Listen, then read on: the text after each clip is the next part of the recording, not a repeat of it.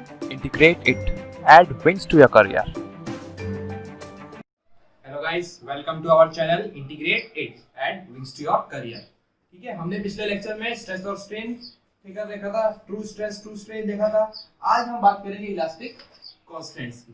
ठीक है, elastic constant हमारे क्या होते हैं? इलास्टिक कांस्टेंट हमारे वो होते हैं कि जिससे हम क्या निकालते हैं? मटेरियल की डिफॉर्मेशंस निकालते हैं। ठीक है, अब जैसे अपन ने वो देखा था डिफॉर्मेशन, हमने अलग अलग पिछले लेक्चर में डिफॉर्मेशन निकाले थे due to under the general loading, ठीक है, एक्सियल लोड, ठीक है, ड्यू टू वेट्स, ठीक है, जिसका बार का खुद का वेट के इससे कितना डिफॉर्मेशन आएगा वो भी हमने देखा था। ठीक है, अब बात करेंगे इलास्टिक कांस्टेंट्स की। इलास्टिक कांस्टेंट्स हमारे को ऐसे कांस्टेंट होते हैं जिससे हम डिफॉर्मेशन दूसरी डायमेंशंस में निकाल पाएंगे। जैसे अगर मान लो एक्स डायरेक्शन में दिया हुआ है, ठीक है, अगर एक्स डायरेक्शन में डिफॉर्मेशन निकाल दिया, ठीक है, तो वाई और जेड में कितना होगा? ठीक है, स्ट्रेस अगर मैंने एक्स और वाई में निकाल दिया तो वाई और जेड में कितना होगा? ठीक है, ऐसे। तो इलास्टिक कांस्टेंट हमें क्या हेल्प करते हैं कि to determine the deformation produced by the given stress। deformation ये क्या हेल्प करेंगे अपने को? to determine the deformations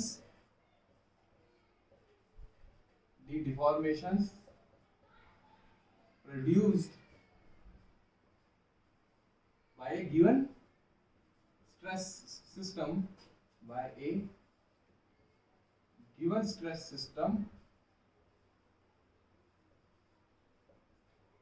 by a given stress system acting on a material। Simple. ठीक है, तो ये तो सिंपल मटेरियल इलास्टिक कांस्टेंट्स क्या होते हैं उसकी डेफिनेशन है।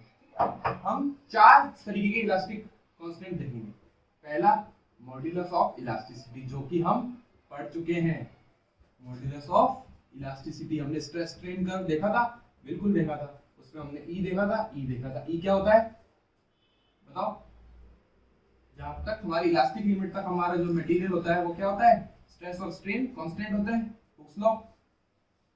ठीक है, तो नहीं सॉरी, इलास्टिक स्ट्रेन तक नहीं होगा, इलास्टिक लिमिट तक थोड़ी होगा, प्रोपोर्शनल लिमिट तक होगा, है ना। प्रोपोर्शनल लिमिट तक हमारा स्ट्रेस और स्ट्रेन कांस्टेंट होता है। तो sigma equals to E into E देखा था, मॉड्यूलस ऑफ इलास्टिसिटी। दूसरा देखेंगे हम पॉइजन्स रेशियो। पॉइजन्स रेशियो के हम देखेंगे तो म्यू बोलते हैं या 1/m। तीसरा देखेंगे हम मॉड्यूलस ऑफ रिजिडिटी।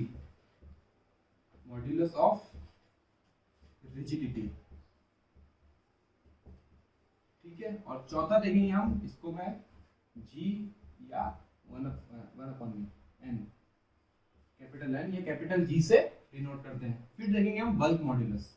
ये चार हमारे क्या होते हैं? Elastic constant. क्लियर? ठीक है, अब सीधा मैं पहले चलता हूं ई पर। तो ई तो कुछ नहीं, बेसिक सिंपल है, intensity of stress that causes unit strain, है ना। क्या होता है ई?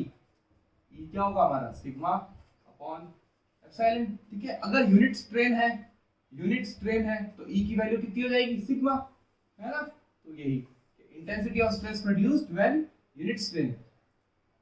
ठीक है, तो जो ई की यूनिट होगी वही सिग्मा की यूनिट होगी, या जो मैं बोलूं स्ट्रेस की यूनिट होती है वही किसकी यूनिट होती है? मॉड्यूलस ऑफ इलास्टिसिटी की। तो देखो न्यूटन पर मीटर स्क्वायर या न्यूटन पर mm स्क्वायर बोल दूं।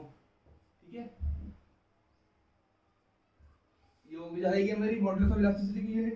ठीक है, अब हम बात करेंगे पॉइजन रेशियो की। पॉइजन रेशियो समझने से पहले हमें लेटरल स्ट्रेन देखना पड़ेगा। अब नया वर्ड आया लेटरल स्ट्रेन।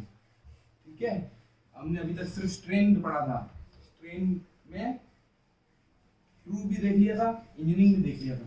ठीक है, अब नया वर्ड आया है लेटरल स्ट्रेन। क्या बोल रहा हूं मैं? लेटरल स्ट्रेन, है ना, लेटरल स्ट्रेन। ठीक है, देखो हमने एक्सियल स्ट्रेस देखा था, बिल्कुल देखा था। एक्सियल स्ट्रेस क्या होता था? जब फोर्स हमारा एक्सिस के एक्सियल डायरेक्शन या लॉन्गिट्यूडिनल डायरेक्शन में उसका फोर्स एक्ट कर रहा होता है, तो जो हमारा स्ट्रेस होता है वो क्या निकालते थे हम? एक्सियल स्ट्रेस निकालते थे। एक्सियल स्ट्रेस नॉर्मल स्ट्रेस भी होता है ना, क्योंकि क्या होगा मेरे को बताओ? परपेंडिकुलर प्लेन होगा, नॉर्मल स्ट्रेस का एक टाइप था एक्सियल स्ट्रेस, है ना। तो वैसे ही एक्सियल स्ट्रेस जो निकाला था, तो वहां पर जो हमने स्ट्रेन निकाले थे ना वो एक्सियल स्ट्रेन थे। एक्सियल स्ट्रेन मतलब जिस फोर्स में डायरेक्शन में जिस डायरेक्शन में हमारा फोर्स लग रहा है उसी डायरेक्शन में इलोंगेशन हो रहा है, तो उस डायरेक्शन में जो इलोंगेशन हो रहा है तो उसी डायरेक्शन में हमारा स्ट्रेन भी आएंगे। ठीक है, तो हम जो स्ट्रेन निकालते थे वो एक्सियल स्ट्रेन नाम देते थे। पर अब क्या होगा कि मान लो ये हमारा मटेरियल था, ये हमारा एक मटेरियल था, मैंने एक इस डायरेक्शन में स्ट्रेस लगाया या कोई भी फोर्स लगाया सिग्मा एक्स लगाया, इधर भी आएगा इधर भी आएगा। तो अब स्ट्रेस अगर सिग्मा एक्स है तो इसके करस्पॉन्डिंग क्या होगा, ई एक्स आएगा।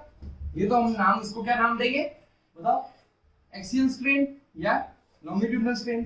पर अब ये जो y और x में आएगा, ये तो x एक्सिस यहाँ है, ठीक है, ये y एक्सिस इधर होगी, z यहाँ होगी, x तो ये है, ठीक है। तो जो ई वाई और ई जेड होंगे ना, यानी क्या बोल रहा हूँ मैं, स्ट्रेन इन वाई डायरेक्शन और स्ट्रेन इन एक्स डायरेक्शन, उसको हम नाम देंगे लेटरल स्ट्रेन, और दोनों की वैल्यू इक्वल होगी।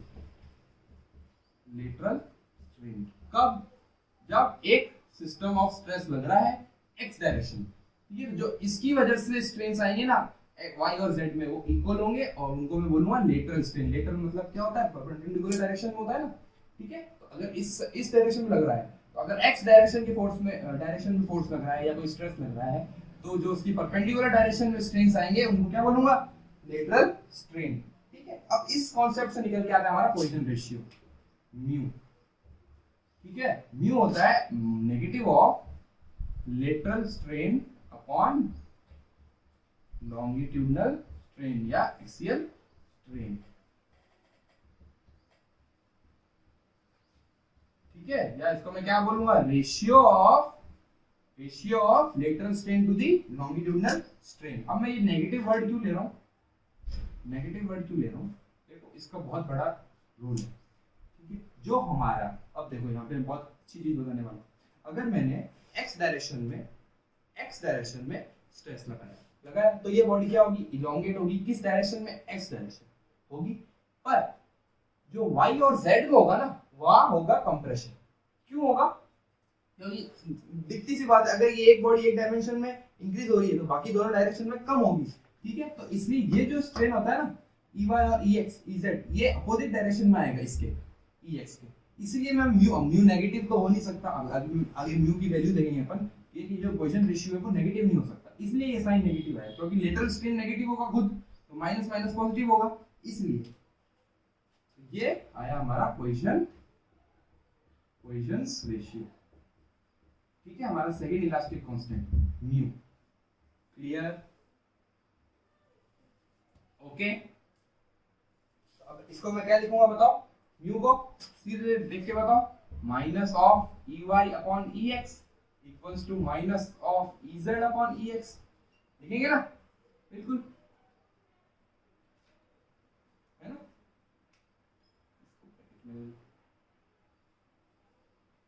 क्लियर, ठीक है। अब हम अलग अलग मटेरियल्स के देखते हैं कि उसके लिए पॉइसन रेशियो कितना होता है। एग्जाम में कभी कभी क्वेश्चन आ जाता है, ठीक है, बहुत ही हार्डली रेयर चांस है कि एग्जैक्ट मटेरियल का कोफिशिएंट ऑफ पॉइसन रेशियो पूछे, पर फिर भी हमें पता होना चाहिए। पहली बात कि फॉर इंजीनियरिंग मटेरियल्स,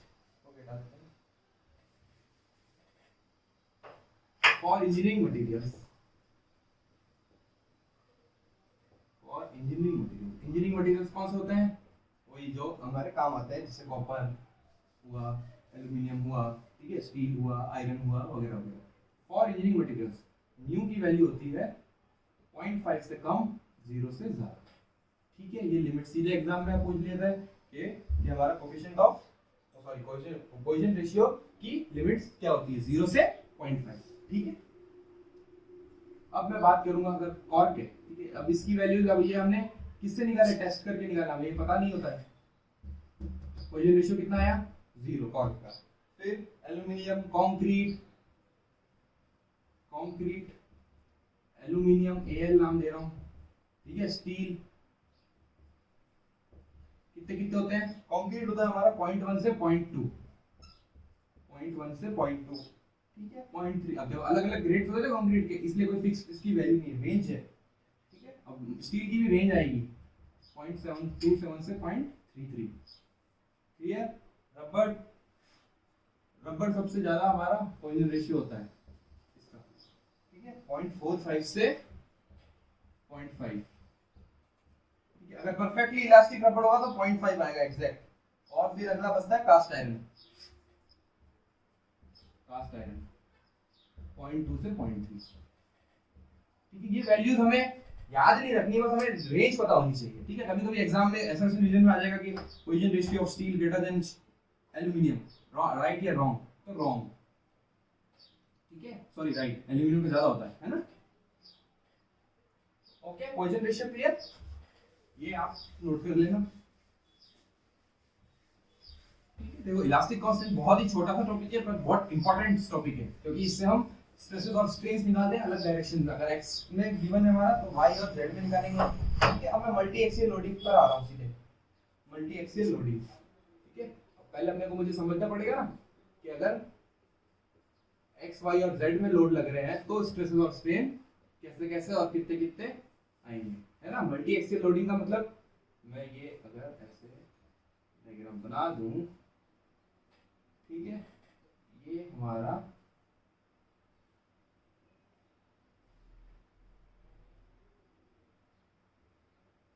क्लियर, ये कौन सी डायरेक्शन होगी x, ये कौन सी होगी y, ये कौन सी होगी z, ठीक है। तो x में सिग्मा x, अब मैं सिर्फ और सिर्फ कौन से ले रहा हूँ, सिग्मा y, अभी शियर की बात नहीं कर रहा मैं, और सिग्मा z, ठीक है, इस फेस पर, है ना। तो अगर मान लो ऐसे एक मेरा पैरेललोग्राम है या कोई भी एक बॉडी है थ्री डायमेंशन में और इस टाइप पे स्ट्रेसेस लग रहे हैं, ठीक है, और मेरा पॉइजन रेशियो होगा म्यू, तो स्ट्रेन्स कितने होंगे, तो देखो Ex हमने पहले निकाला था, क्या होता था, सिग्मा x अपॉन ई, कब, जब सिर्फ और सिर्फ सिग्मा x लग रहा हो, बिल्कुल। पर अब क्या लग रहा है, सिग्मा y और सिग्मा z भी लग रहा है, तो सिग्मा y से कितना हो जाएगा, mu times sigma y upon E होगा ना, क्यों, क्योंकि म्यू क्या होता था, lateral strain upon longitudinal strain, तो लेटरल स्ट्रेन सिग्मा y है इसके केस में, और माइनस एक और भी आ जाएगा mu times sigma z upon E, होगा कि नहीं होगा। अब सिग्मा y ऐसे ही हमारा ये कितना हो जाएगा, ई वाई, ठीक है, ये क्या है, स्ट्रेन इन y डायरेक्शन, तो sigma y by E, sigma y by E minus mu times अब सिग्मा x अपॉन ई, और जो इसके लेटरल है वो कितना हो जाएंगे, sigma mu in times z by E, और ऐसे ही z डायरेक्शन में कितना आ जाएगा, sigma z upon E minus mu times sigma x और mu times sigma what y, clear. ये हमारा क्या बन जाएंगे, स्ट्रेन्स बन जाएंगे x y और z में, ठीक है। ये मैं क्यों बता रहा हूँ, क्योंकि ये आगे हमारे वॉल्यूमेट्रिक स्ट्रेन निकालेंगे अभी हम, इसके बाद उसमें ये तीनों वैल्यूज काम आएगी। वॉल्यूमेट्रिक स्ट्रेन, वॉल्यूमेट्रिक स्ट्रेन मतलब इसके हम वॉल्यूम में चेंज करेंगे, ठीक है। अभी तो क्या हो रहा था, लेंथ में चेंज हो रहा था, ठीक है, डेल्टा एल अपॉन एल को ले रहे थे हम क्या, स्ट्रेन या लॉन्गिट्यूडिनल स्ट्रेन बोल रहे थे या एक्सियल स्ट्रेन बोल रहे थे। अब वॉल्यूमेट्रिक स्ट्रेन में मतलब क्या होगा, वॉल्यूमेट्रिक स्ट्रेन में आ जाएगा हमारा डेल्टा v बाई v, मतलब change in volume upon original volume. अब हम वॉल्यूमेट्रिक स्ट्रेन पढ़ते हैं, ठीक है, क्योंकि मेरे को जो बल्क मॉड्यूलस है उसके लिए मेरे को वॉल्यूमेट्रिक स्ट्रेन समझना पड़ेगा पहले, वॉल्यूमेट्रिक स्ट्रेन, ठीक है। देखो सारी चीजें आपस में रिलेटेड होती है, इसलिए हमें सब कुछ पढ़ना पड़ता है। अभी जैसे हमारा ये डायग्राम था ना, वापस वो बना लो,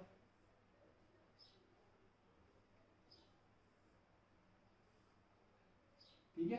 यहाँ पर हमारा सिग्मा x लग रहा था, इधर हमारा सिग्मा y लग रहा था, और यहाँ हमारा सिग्मा z लग रहा था, बिल्कुल लग रहा था, ठीक है। अब मैं बात करता हूँ, अगर मैं इसका इनिशियल वॉल्यूम v ले लूँ या 1 ले लेता हूँ, 1 से शुरू करते हैं, ठीक है। इनिशियल वॉल्यूम 1 ले लेता हूँ, इनिशियल वॉल्यूम 1 यानी तीनों साइड इसकी 1 1 1 ले लेता हूँ, ये भी 1, ये भी 1, ये हो गई इस डायरेक्शन में, ये हो गई इस डायरेक्शन, और ये हाइट भी 1, ठीक है। इनिशियल वॉल्यूम इसका मैं क्या ले रहा हूँ, 1 मान के चल रहा हूँ, ठीक है। वॉल्यूमेट्रिक स्ट्रेन पढ़ेंगे अभी, ठीक है। इनिशियल वॉल्यूम अगर मान लगा तो फाइनल वॉल्यूम में बताओ कितना होगा, फाइनल वॉल्यूम, अगर एक वॉल्यूम क्या होता है, length into breadth into height, ठीक है, 1 इनटू 1 इनटू 1 1 ही आएगा। अब फाइनल वॉल्यूम का वो ये वाली साइड जो y डायरेक्शन में होगी वो 1 प्लस ई वाई हो जाएगी, ऐसे ही 1 plus e z 1 plus e y, तो ये इसको मैं ऐसे लिख सकता हूँ,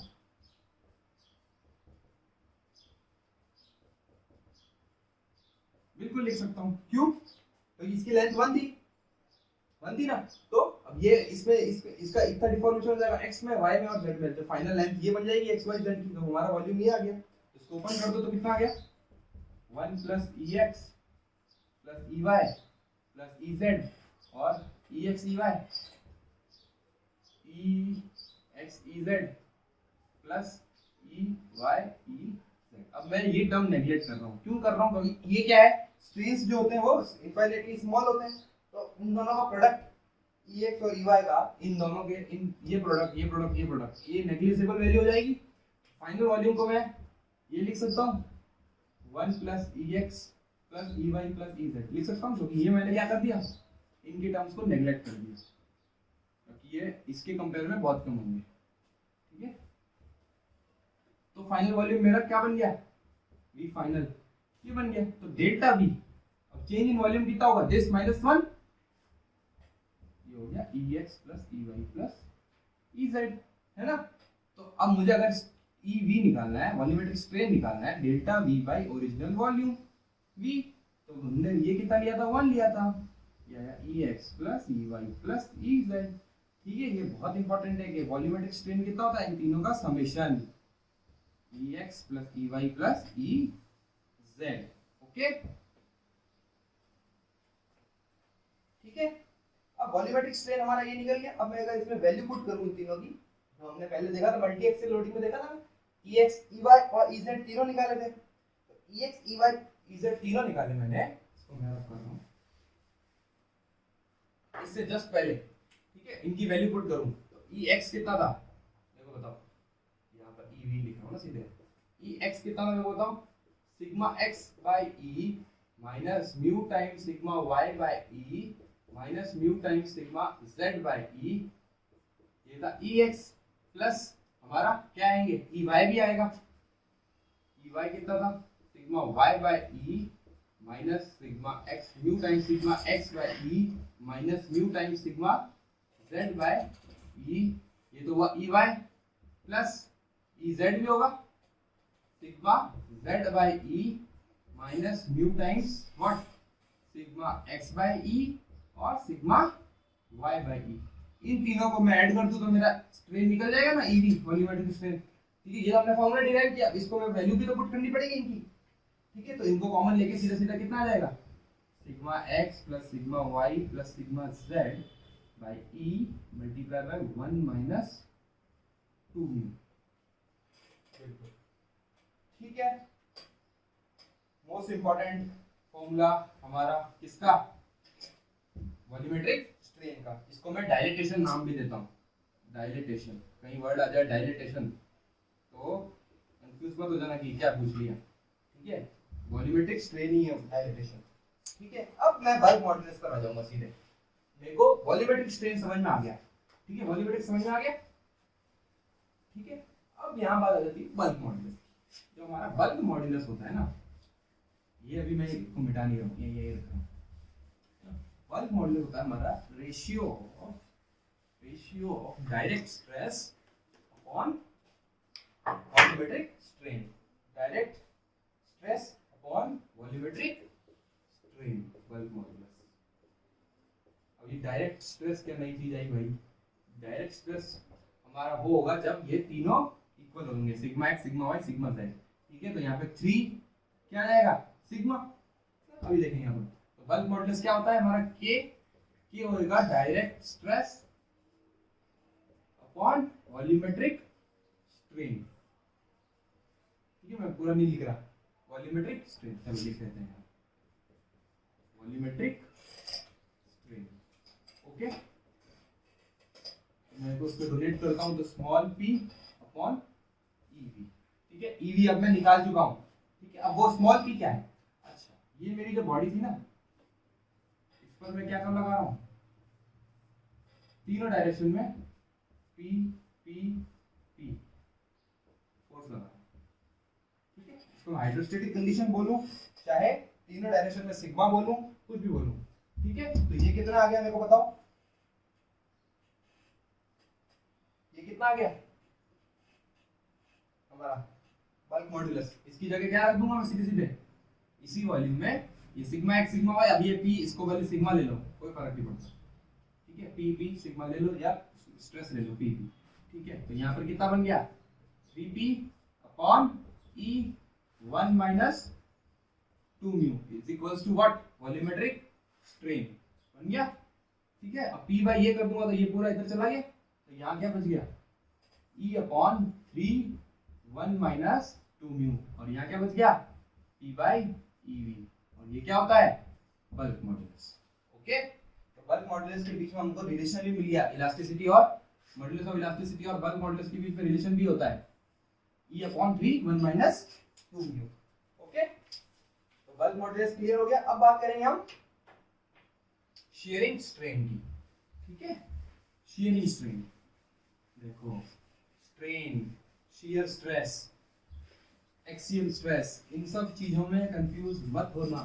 ओके, कोई भी डाउट हो आपको सीधे कमेंट बॉक्स में आप हमें कमेंट कर सकते हैं, एक एक चीज आपको एकदम वापस से क्लियर हो जाएगी, ठीक है। अब मैं बात करूंगा शेयरिंग स्ट्रेन, हमारा टॉपिक है शेयरिंग स्ट्रेन। देखो वही, अगर मैं शेयरिंग स्ट्रेन को मेरे को समझ में नहीं आएगा तो मेरे को आगे बल्क मॉडुलस ऑफ रिजिडिटी भी समझ में नहीं आएगा, इसलिए सारी चीजें आपस में एक दूसरे से लिंक्ड होती है, ठीक है।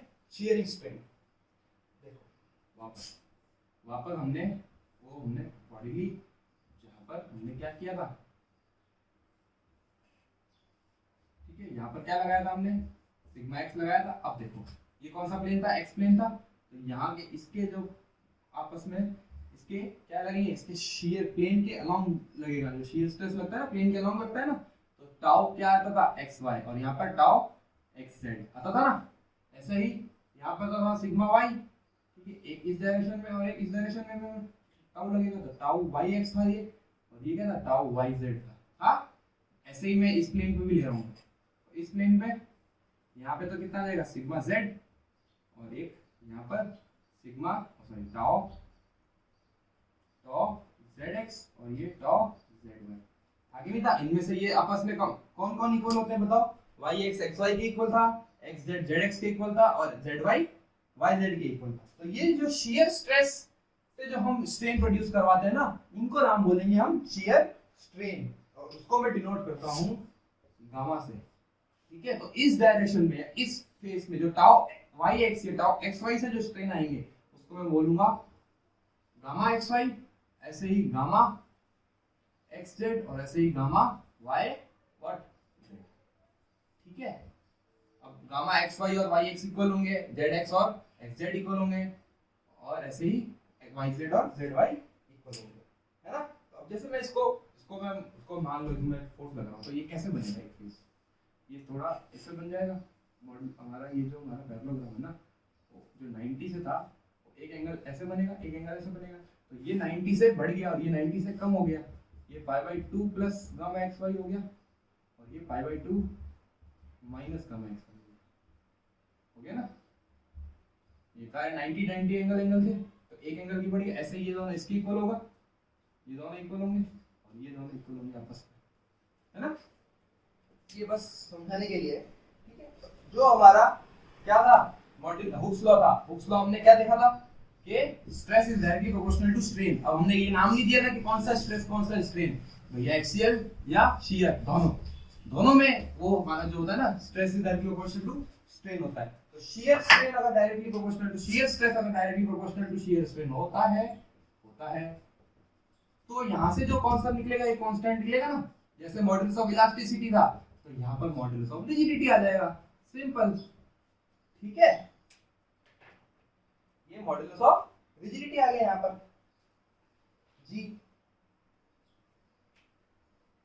ये जो जी है वो क्या आएगा मॉडुलस ऑफ रिजिडिटी, ये हमारा चौथा elastic constant modulus of rigidity.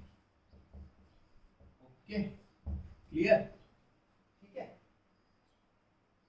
अब हम रिलेशन देखते हैं फटाफट बिटवीन ये अपने सारे इलास्टिक कांस्टेंट, ये बहुत बहुत इसको इंपॉर्टेंट कितना भी इंपॉर्टेंट लगा लो, हर एग्जाम में, मैं कह रहा हूं हर एग्जाम में इससे क्वेश्चन आएगा, ठीक है। रिलेशंस बिटवीन ई के म्यू जी, है ना, मोस्ट इंपॉर्टेंट, फिर बोल रहा हूं, ठीक है। पहला रिलेशन तो हम पढ़ चुके हैं कि के कितना था, E31 माइनस 2 म्यू। ठीक है, पहला रिलेशन। अब बात करेंगे जी की। तो जी होता है E upon 2 times 1 plus mu. ये हो गया हमारा जी। ओके, जी मतलब कौन, मॉडुलस ऑफ रिजिडिटी, के मतलब वर्क मॉडुलस। ठीक है, एक इन दोनों को ले लेते हैं, ई को निकाल लेते हैं अंदर, 9 kg। ठीक है, ये केजी किलोग्राम नहीं है, 3k प्लस जी, 9k इंटू जी है ये। ठीक है, ये आ गया हमारा मॉडुलस ऑफ इलास्टिसिटी इन दोनों के होंगे। अब एक आ जाएगा म्यू भी निकालेंगे ना अपन, बिल्कुल निकालेंगे, इसको क्यों छोड़ रहे हैं, 3k minus 2g upon 6k plus 2g, 6k plus 2g, है ना। ये चार रिलेशन बहुत इंपॉर्टेंट, मोस्ट इंपॉर्टेंट, कहीं ना कहीं किसी ना किसी एग्जाम में इन चारों में से एक क्वेश्चन आता है। ये पूछ लेगा अगर ई बताओ, ठीक है, अगर जी दिया हुआ है, ई पूछा है, के दिया हुआ है, म्यू दिया हुआ है, कुछ भी दिया हुआ है। ठीक है, तो देखो हमारे पास, अब फिर मैं मोस्ट इंपॉर्टेंट एक और लाइन बताने वाला हूँ कि हमारे पास क्या थे, चार कांस्टेंट थे, चार में से कोई दो पता हो अपने, फिर बोल रहा हूँ, any two are given, any two constants are given,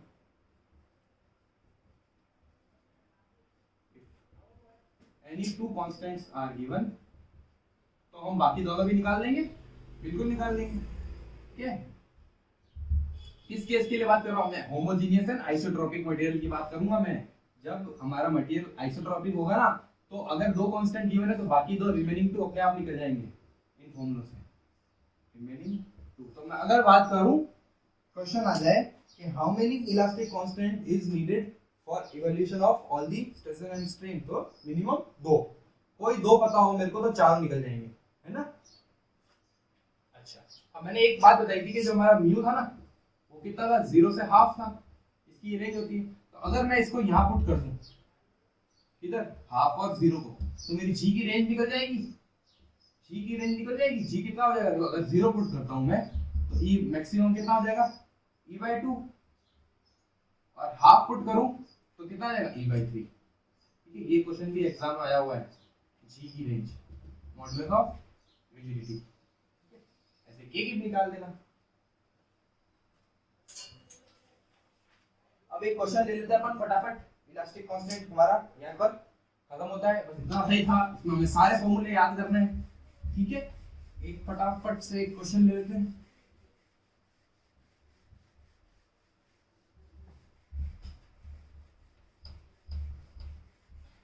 ठीक है, अब क्वेश्चन में गिवन है, आपको स्क्रीन पर शो हो जाएगा क्वेश्चन, मैं फिर भी बता रहा हूँ, क्वेश्चन में सीधा मैं क्वेश्चन पूरा टाइप नहीं करूंगा क्योंकि क्वेश्चन ऊपर आपकी स्क्रीन पर आ जाएगा। ठीक है, क्वेश्चन में गिवन है कि हमारा जो एक मटेरियल है उसका डायमीटर 25 mm है, 25 mm है, और क्या क्या गिवन है, जो उसको हम पुल कर रहे हैं, जो हम उस पर लोड लगा रहे हैं, वो है 40 किलोमीटर, 40 किलोमीटर। ठीक है, और उसकी जो गेज लेंथ थी वो थी 200 mm, गेज लेंथ 200 mm। ठीक है, और क्या गिवन है हमारे पास, इसकी जो मेजर्ड एक्सटेंशन है, जो इसमें एक्सटेंशन हुआ यानी डेल्टा एल कितना है, 0.085 mm, 0.085 mm।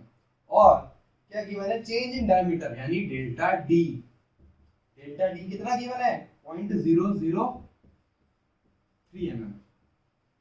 ठीक है, ये इतनी चीजें हमें पता है। अब हमें क्या कैलकुलेट करना है, म्यू या सारे प्लास्टिक कांस्टेंट कैलकुलेट करने हैं, म्यू, ई, के, जी सब कैलकुलेट करना है।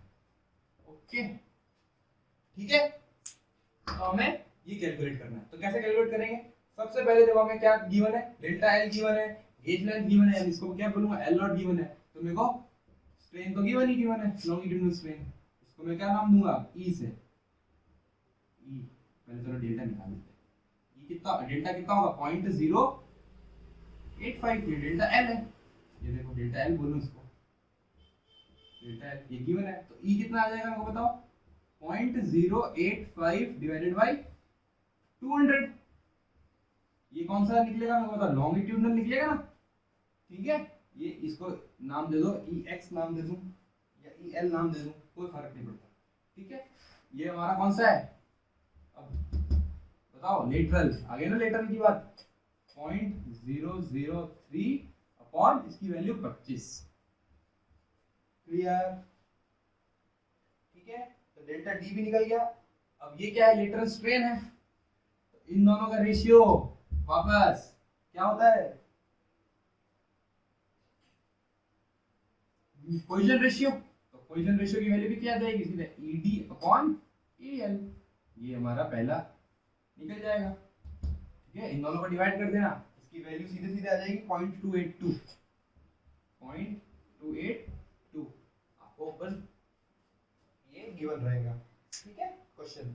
अब हम बात करते हैं ई की, ठीक है। ई भी निकाल देते हैं, ई कैसे निकलेगा मेरे को बताओ। तो मैंने बताया था कि जो डिफॉर्मेशन होता है वो पी एल अपॉन ए ई होता है, पी पता है, एल पता है, ए पता है, डेल्टा पता है, ई पता है। ई निकाला, ई की वैल्यू सीधे सीधे यहाँ से कितनी निकल जाएगी, ए इंटू डेल्टा अपॉन पी। अब ए कैसे निकाले, तो ये डायमीटर गिवन है ना, डायमीटर गिवन है तो पाई बाय 4 डी स्क्वायर, ये हमारा एरिया हो जाएगा। तो एरिया की वैल्यू रख दो, पाई बाय 4 डी कितना है 25 का square into diameter delta, delta कितना है 0.085 अपॉन पी कितना है 40 किलोन्यूटन। तो किलोन्यूटन को मीटर न्यूटन में रख देंगे तो ई की वैल्यू न्यूटन पर एमएम स्क्वायर में आ जाएगी। तो ये वैल्यू निकलेगी 1.917 इंटू 10⁵ न्यूटन पर एमएम स्क्वायर, ये निकला हमारा ई, ठीक है। ई भी निकल गया। अब बताओ, ई और म्यू आ गए, मेरे पास दो कांस्टेंट आ गए मेरे, तो मैं बाकी दो निकाल दूंगा, सिंपल। इससे हमने अभी रिलेशन देखा था कि k कितना होता है, e अपॉन 3 1 माइनस 2 म्यू, ये कैलकुलेट हो गया। e पता है, म्यू पता है, g e upon 2 1 plus mu, mu पता है, e पता है, दोनों निकल गए, ठीक है। तो चारों निकल गए, हमारा क्वेश्चन क्लियर, ठीक है। तो g की वैल्यू आएगी हमारे पास, मैं सीधे आंसर बता देता हूं आपको, जी आएगा 0.748 to 10 की पावर 5 न्यूटन पर एमएम स्क्वायर, न्यूटन पर एमएम स्क्वायर। और के आएगा हमारे पास, 1.468। इन सब की यूनिट क्या है देखो, न्यूटन पर एमएम स्क्वायर है, क्लियर। तो आज का लेक्चर हमारा यहाँ पर खत्म होता है। हमने इलास्टिक कांस्टेंट बिल्कुल अच्छे से देखा, एक क्वेश्चन भी कर लिया, ओके। नेक्स्ट क्लास में हम अपना नेक्स्ट टॉपिक पे चलेंगे, तो आप तब तक अच्छे से रिवाइज करते हुए चलना। अब हमारा कोर सब्जेक्ट स्टार्ट हो चुका है, स्ट्रेंथ ऑफ मटेरियल को बिल्कुल ही हल्के में मत लेना, ठीक है। बहुत इंपॉर्टेंट टॉपिक है, हर इलास्टिक कांस्टेंट के ऊपर हर एग्जाम में मैं कह रहा हूँ फिर से क्वेश्चन आना तय है, ठीक है। तो thank you, bye. Thank you for watching the video. Please like, share and subscribe the channel Integrated.